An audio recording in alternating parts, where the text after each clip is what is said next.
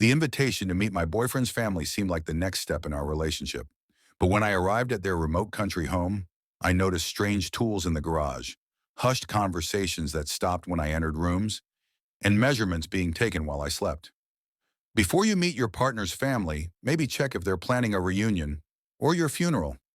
Hit subscribe now and turn on notifications because this story might save your life one day. I never thought I'd be the type to fall in love so quickly. But that's the thing about life. It has this funny way of surprising you when you least expect it. 3 months ago, I was just another 26-year-old graphic designer living in my tiny apartment downtown, spending my weekends at coffee shops with my laptop and my thoughts. Then I met James. It was at this art exhibition. I was there for inspiration.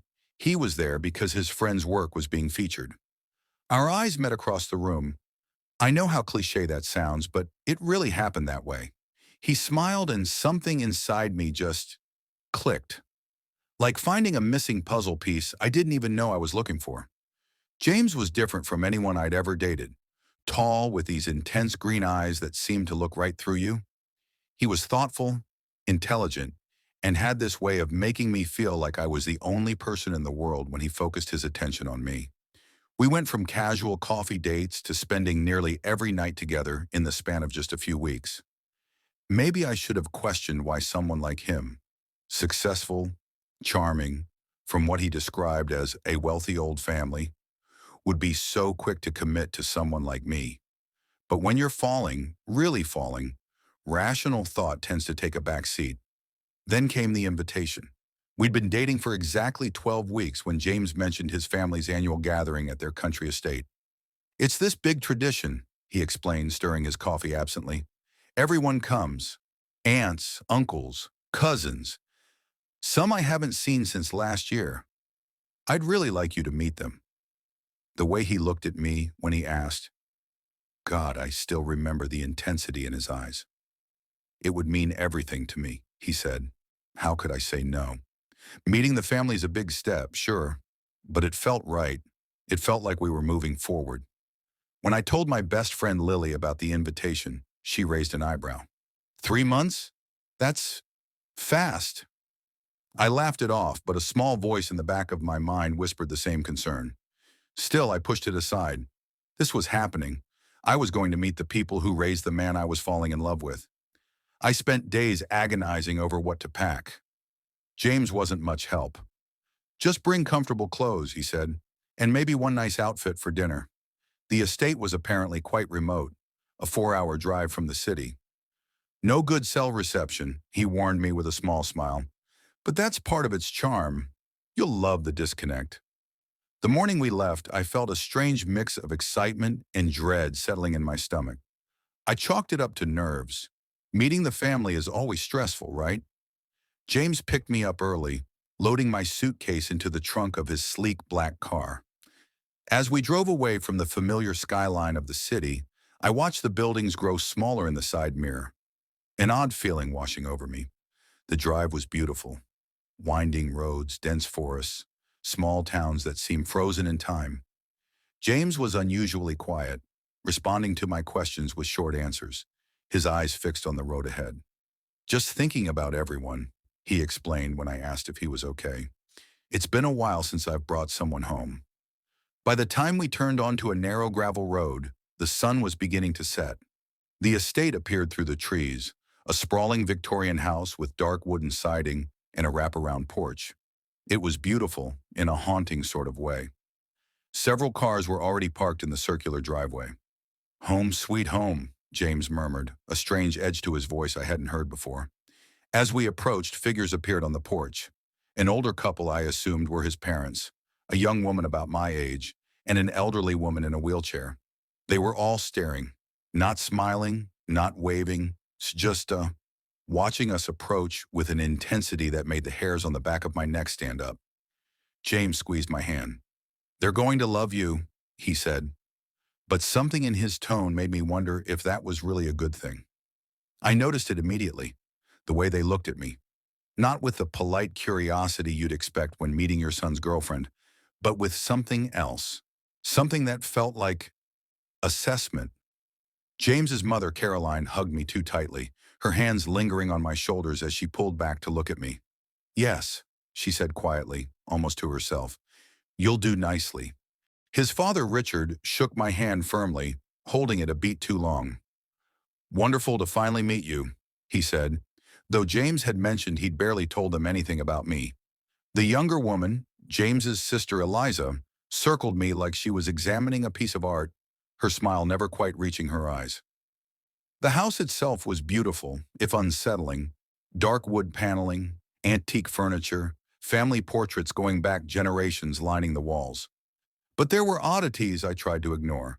Strange symbols carved into door frames, bundles of dried herbs hanging in unexpected places, and the persistent smell of something burning, like incense but more primal. That first night during dinner, I noticed how they all kept steering the conversation toward me. My childhood, my parents, both gone now, a fact that seemed to please them. Whether I had much extended family, I didn't. They asked about my health, if I'd ever had surgeries or chronic conditions. Just getting to know you, Caroline insisted when I laughed nervously at the strange line of questioning. I tried to dismiss the red flags, the way conversations would suddenly stop when I entered rooms, the cabinet in the hallway that was quickly closed when I walked by, the measuring tape I glimpsed Eliza sliding into her pocket after she'd hugged me goodnight, the odd book James's father slammed shut when I came into his study looking for James. That night as I lay in the guest room, James explained we'd be sleeping separately, out of respect for my parents' traditional values. I heard whispers outside my door. I caught only fragments. Perfect match and the ceremony and she has no one who'll miss her. I told myself I was being paranoid, imagining things. These were James's family after all, the people who raised the man I was falling for. How bad could they really be? I had no idea then that with every passing minute in that house, I was getting closer to finding out exactly how bad they could be. And by the time I realized the truth, it might already be too late. I woke up early the next morning, disoriented for a moment by the unfamiliar room.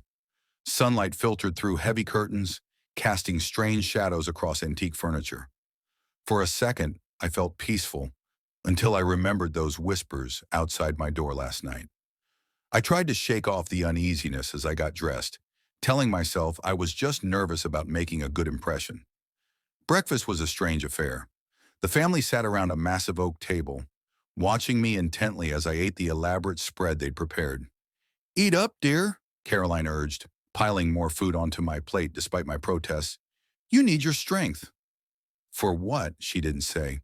I noticed James barely touched his food, his eyes darting between me and his father. When I asked him what we'd be doing that day, his sister Eliza quickly interrupted.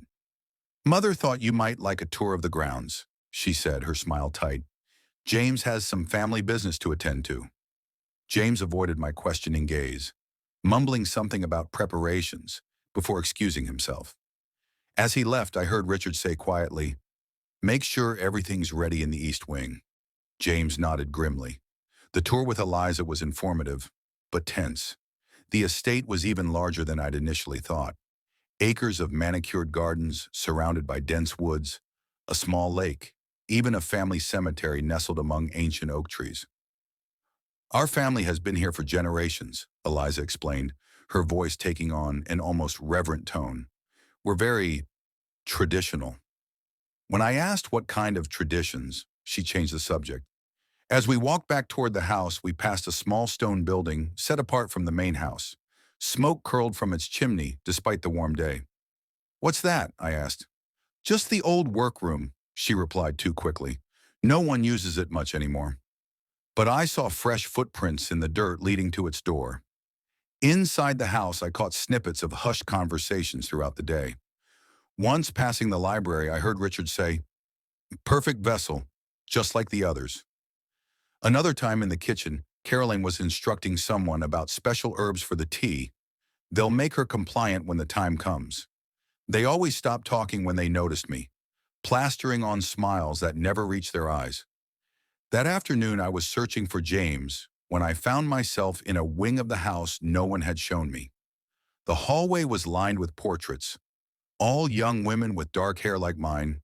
Something about their eyes seemed vacant.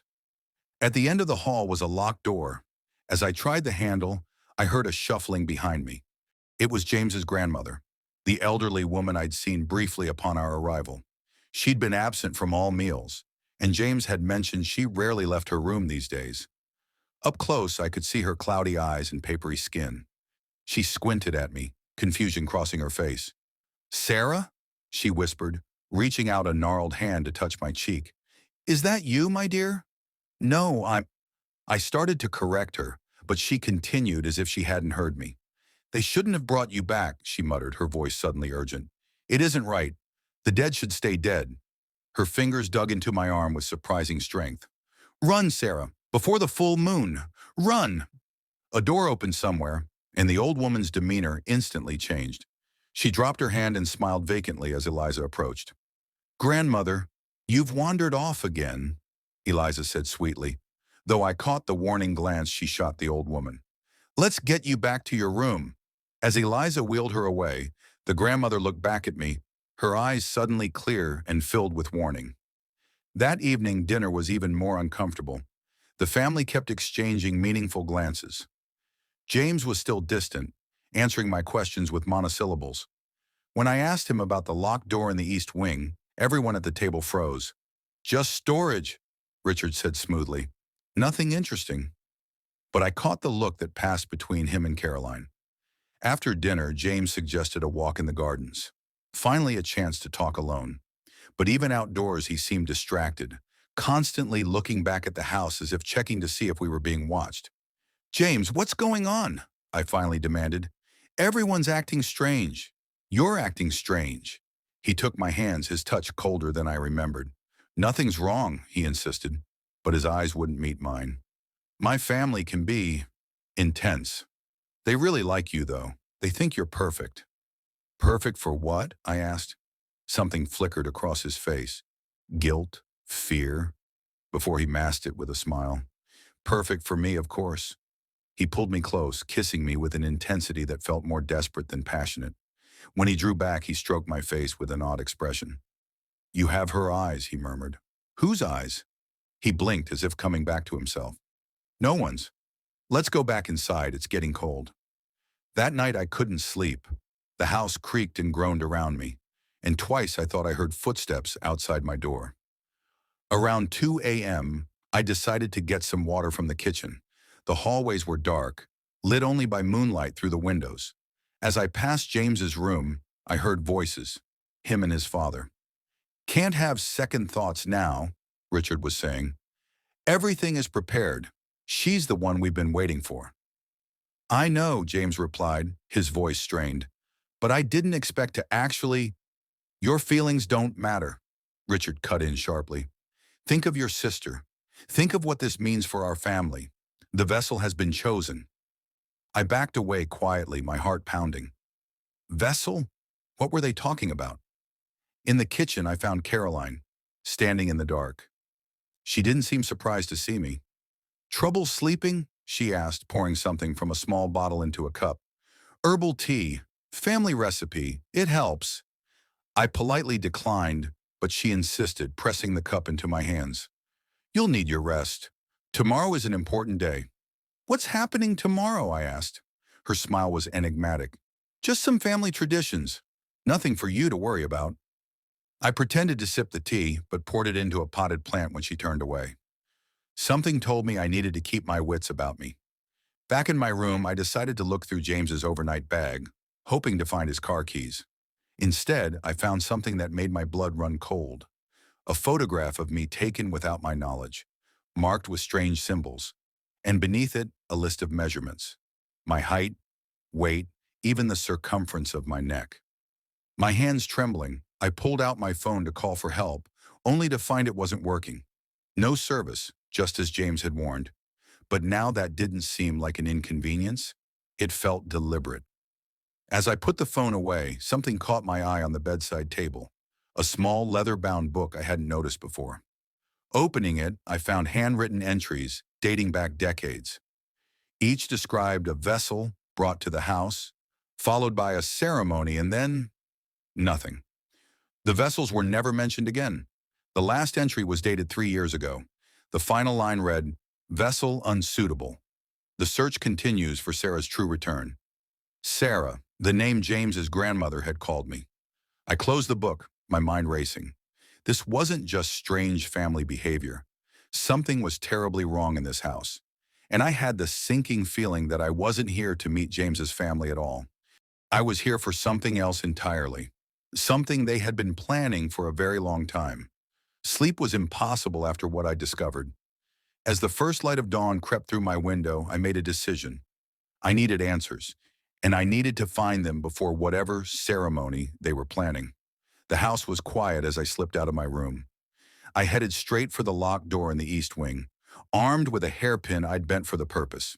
My hands shook as I worked the simple lock, jumping at every creak and groan of the old house. The door finally swung open to reveal a small study. Newspaper clippings covered one wall, all featuring missing persons. Young women, all with dark hair and eyes like mine. Some dated back decades. In each case, the woman had been last seen with a new boyfriend. A heavy leather-bound book lay open on the desk, some kind of family history. The pages detailed a cult dating back centuries, dedicated to bringing back the soul of the chosen one, a daughter of the family who had died tragically. They believed her soul would return in a suitable vessel, a vessel they would help transition through sacred ritual. Behind a bookshelf, I found a hidden compartment containing photos of previous vessels, women James had brought home. Each had a date. Each had the word failed scrawled across it. The most recent was just 3 years ago. I was so absorbed in my discovery that I didn't hear the footsteps until it was too late. James stood in the doorway, his face a mask of conflicted emotions. "You shouldn't be in here," he said quietly. "What happened to these women?" I demanded, holding up the photos. His eyes filled with tears. "I tried to find the right one, the perfect vessel for Sarah. You were supposed to be the one." "What does that mean?" "It means," came Richard's voice from behind him, "that the ceremony happens tonight. The full moon won't wait." He stepped into the room, several family members behind him, and neither will Sarah. As they closed in around me, I realized with horror that I wasn't just meeting his family. I was about to become part of it, forever. I woke up in darkness, my head throbbing. As my eyes adjusted, I realized I was in the basement, a space that hadn't been on the house tour. Candles cast flickering shadows across stone walls covered in the same strange symbols I'd seen on my photograph. In the center of the room stood a wooden coffin. My name was carved into its lid. "She's awake," Eliza's voice echoed. The family emerged from the shadows, now dressed in dark robes. Caroline approached, her eyes gleaming with fervent excitement. "You should feel honored," she said, stroking my hair. "After all these years, you're the one, the perfect vessel for our Sarah's return." James knelt beside me, his face a mixture of sorrow and devotion. "I didn't want to fall for you," he whispered. "It wasn't supposed to happen like that. But when I realized how perfect you were, same height, same build, even the same laugh as Sarah, I knew you were the one we've been waiting for." "Sarah was my sister," he continued. "She died on her 16th birthday. But Mother found a way to bring her back, if we could find the right vessel." Richard stepped forward, holding the book I'd seen in the study. "For generations, our family has served the Ancient Ones. They promised Sarah's return, her soul reborn in a suitable body. The others were inadequate. But you," his eyes bore into mine, "you're perfect." "This isn't a funeral," Caroline said, gesturing to the elaborate setup around us. "It's a rebirth. Your body will host Sarah's returning soul." I glanced desperately around the room, searching for an escape. That's when I spotted the grandmother in the corner, her eyes clear and alert. She gave me the slightest nod toward a small table of ritual items. Among them was a ceremonial knife, the same one depicted in the ancient book's illustrations. The knife meant to release my soul to make room for Sarah's. As the family began their chanting, I realized with crystal clarity, this wasn't just about escaping a cult. It was about surviving my own funeral. The family's chanting grew louder as Richard raised the ceremonial knife. I had seconds, not minutes, to act. As Caroline stepped forward with a chalice of dark liquid, I locked eyes with the grandmother, who gave an almost imperceptible nod. I knocked the chalice from Caroline's hands, sending it crashing across the stone floor. In the momentary confusion, I lunged for the ritual table, grabbing the knife that had fallen there. "Stop her!" Richard shouted, but I was already backing toward the stairs, brandishing the blade before me. "You don't understand what you're interfering with," Eliza hissed. "Sarah needs you. She's been waiting so long." "I'm not your vessel," I said, my voice stronger than I felt. "And I'm not dying today." James stepped toward me, hands outstretched. "Please," he begged. "We can be together. You and Sarah sharing one body. I'll still love you." "You never loved me," I spat. "You loved the idea of bringing your sister back." Something shifted in his eyes then, a flicker of the man I thought I knew. "I did love you. That's why this is so hard." As he lunged, I slashed the knife across his palm. He recoiled, blood dripping onto the ancient symbols on the floor. The candles suddenly flared, and a wind from nowhere swept through the basement. The grandmother's voice cut through the chaos. "The blood offering has been made. The ritual is complete." The family froze, exchanging panicked glances. I seized the moment to dash up the stairs, slamming the door behind me. Outside, I ran through the moonlit gardens toward the road, James's car keys clutched in my hand. As I reached the car, headlights illuminated me. James stood there, blood still dripping from his hand.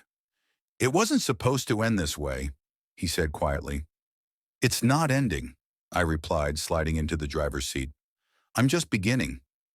As I drove away, I caught a glimpse of someone in the rearview mirror, a young woman with my face standing beside James. She smiled, and then both figures vanished. Some days I still hear Sarah's whispers, and sometimes I answer back. If this story made your skin crawl, hit that like button and subscribe for more terrifying true stories. Share your thoughts in the comments below and tell me, would you have noticed the warning signs sooner? New videos every week that will make you question everyone around you. This outline balances supernatural horror elements with psychological suspense, creating multiple layers of tension that build toward a shocking revelation and climactic escape. The story has clear stakes, escalating danger, and a protagonist who transitions from naive to empowered through the narrative.